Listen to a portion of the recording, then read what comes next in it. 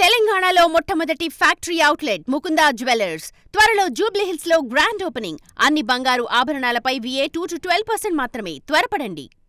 కాదేది కవితకు అనర్హం అన్నాడు గురజాడ. కానీ కాదెవరు డీప్ ఫేక్ కి అనర్హం అంటున్నారు సైబర్ నేరగాళ్లు. అవును, నిన్న మొన్నటి వరకు రష్మిక మందన్న, కాజోల్, కీర్తి సురేష్లు దీని బారిన పడగా ఇప్పుడు ఈ లిస్ట్ లోకి చేరిపోయారు శ్రీలీల, నివేదా థామస్లు. అసలు ఇంతకీ ఈ ఆర్టిఫిషియల్ ఇంటెలిజెన్స్ అద్భుతమా లేదా సెలబ్రిటీల జీవితాల్ని నాశనం చేసే ఆయుధమా?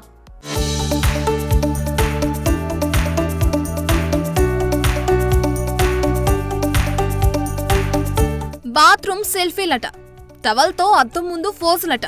నెట్టింట్లో చూసి అరే శ్రీలీల ఇంత బరితెగించిందా అనుకుంటున్నారా? అయితే మీరు పప్పులో కాలేసినట్లే. ఎందుకంటే అవి రియల్ ఫోటోలు కావు, శ్రీలీల తీసుకున్నవి అసలే కావు. AI టెక్నాలజీ మాటున సైబర్ నేరగాళ్లు తన ఇమేజ్ పై చేసిన సైబర్ అటాక్.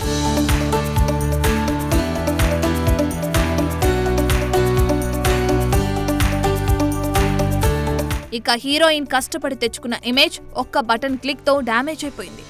AI పేరుతో అద్భుతాలు చేయాల్సిన కాలంలో కొంతమంది మాత్రం స్టార్స్ పై అడల్ట్ కంటెంట్ క్రియేట్ చేసి కాసులు కొల్లగొడుతున్నారు.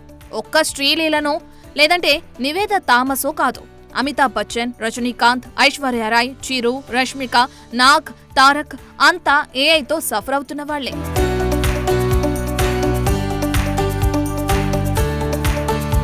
ఫేక్ ఎక్స్ప్రెషన్స్ తో, టోన్ తో సహా టోటల్ రియల్ అనేలా క్రియేట్ చేస్తున్న ఈ డీప్ ఫేక్ ఎన్కోడర్స్, డీకోడర్స్ లాంటి టెక్నాలజీని యూజ్ చేస్తున్నారట.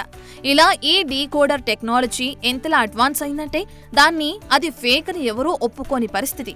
పైపెచ్చు సైబర్ గ్యాంగ్స్ ఈ AI డీప్ ఫేక్ టెక్నాలజీతో సెలబ్రిటీల ముఖాలను ఫోన్ వీడియోలకు అతికించి విదేశీ వెబ్సైట్లో అమ్మేస్తున్నారన్న టాక్ కూడా వినిపిస్తుంది.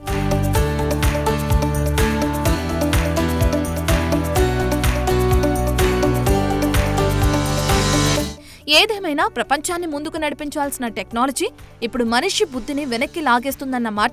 చూడాలి మరి తారల ఇమేజ్ ని డ్యామేజ్ చేస్తున్నా ఈ ఆర్టిఫిషియల్ ఇంటెలిజెన్స్ కి ఎప్పుడు ఎలా అడ్డుకట్టపడుతుందో.